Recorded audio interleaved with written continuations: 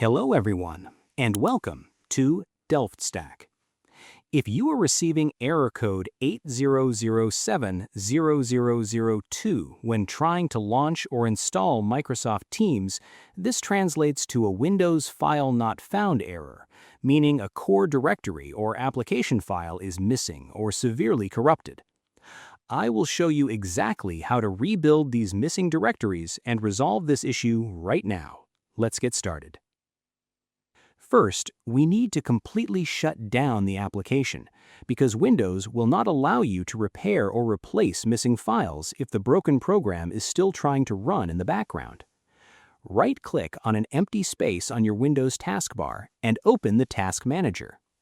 Navigate to the Processes tab, scroll down to find any active entries named Microsoft Teams or Teams, right-click them and select End Task.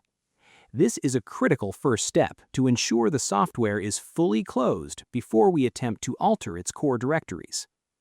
Next, we will use the Windows settings to automatically flush and rebuild the missing application files.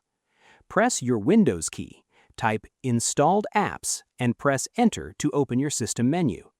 Find Microsoft Teams in the list, click the three dots next to it, and select Advanced Options. Scroll down and click the Repair button followed by the Reset button to safely recreate the local data structure. Keep in mind that if you are still using the older classic version of Teams, this modern settings menu will not work, and you will instead need to manually open your Run dialog and delete the contents of the %appdata%\Microsoft\Teams folder to achieve the same result. Finally, if resetting the cache did not resolve the error, the main installation package itself is likely broken, and you must perform a clean reinstallation. Go back to the Installed Apps menu, locate Microsoft Teams, click the three dots, and select Uninstall.